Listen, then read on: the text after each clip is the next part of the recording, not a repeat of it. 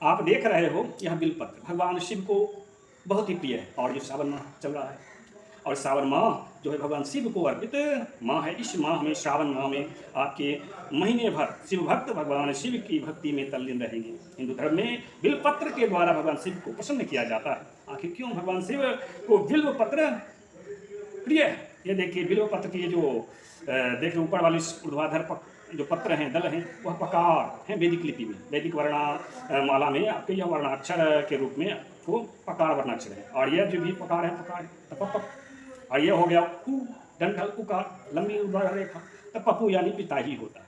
श्रावण मास भगवान शिव को समर्पित माह है। और इस माह में भगवान शिव की अर्चना पूजन होती है, उनका लिंगाभिषेक होता है। और इस पूजन क्रम में लगभग सभी भक्त बिल्वपत्र के द्वारा भगवान शिव की पूजा करते हैं, उसको अर्पित करते हैं, शिवलिंग पे हो, मूर्ति पे हो। तो आखिर इस बिल्व का रहस्य क्या है? भगवान शिव को यह प्रिय क्यों है? तो यह जानते हैं वैदिक लिपि के माध्यम से। वैदिक लिपि यानी सप्तसंधव लिपि। वैदिक युग में हम लोग जो अभी देवनागरी लिपि में कुछ भी लेखन पठन करते हैं, उसका जो आद्य स्वरूप है उसी को वैदिक लिपि कहते हैं। यहाँ पे आप देख रहे हो पत्ते की तरह है, बिल्वपत्र इस प्रकार के होते हैं। और ये हो गया प, और प और प, ये दोनों मिल करके क्या बनते हैं? पपू। प का तात्पर्य आप जानते हो, प यानी रक्षा, संस्कृत भाषा है। पपू का तात्पर्य होता है पिता, धाता, मातृगण जिसको कहते हैं, कुल देवी जिसको कहते हैं। तो यानी कि पपू यानी रक्षा करें धाता, धात्री, माता जी। लेकिन जब भी बिल्वपत्र शिव को अर्पित किया जाता है तो उनका जो ये डंठल होता है ना, इसको क्या कर दिया जाता है? तोड़ दिया जाता है। तो हो गया क्या? पप, पप, पप यानी कि धाता, रक्षा करे धाता यानी पिता, पितर, पूर्वज।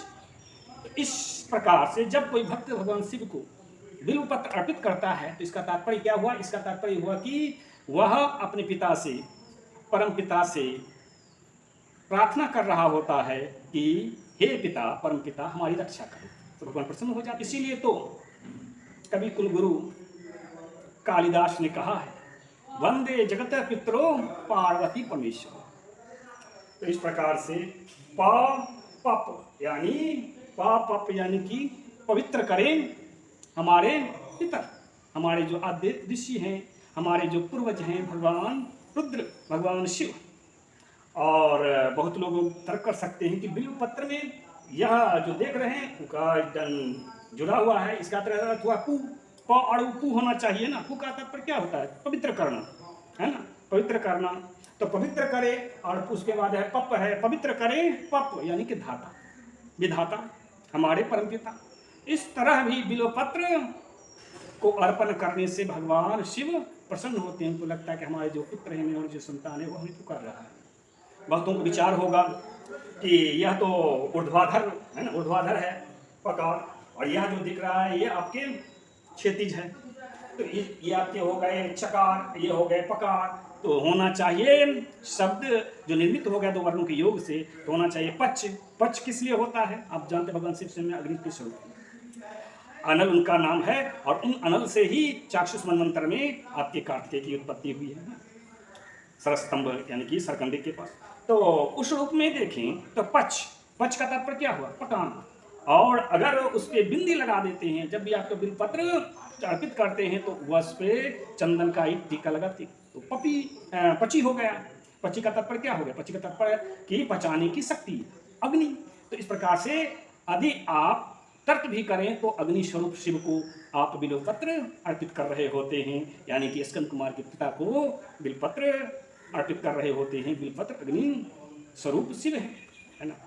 तो इस प्रकार से भगवान शिव को बिल्वपत्र अवश्यमेव अर्पित करना चाहिए, इससे वह प्रसन्न होते हैं। इस प्रकार से जब कोई भक्त बिल्वपत्र अर्पित करता है, भले वो संस्कृत जाने ना जाने, तो परमात्मा तो जानते हैं। उन्होंने इस बड़माला का क्या क्या प्रवर्तन किया था, स्थापित किया था। इसीलिए तो वह आदि गुरु कहलाते हैं भगवान शिव, रुद्र।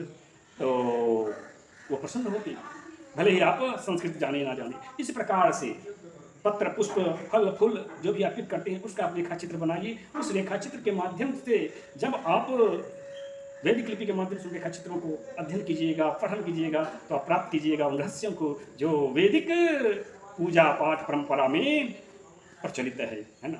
तो भगवान शिव को सभी पिता के रूप में श्रावण माह में महीने भर पूजन करते हैं और दूध बिलपत्र अर्पित करते हैं।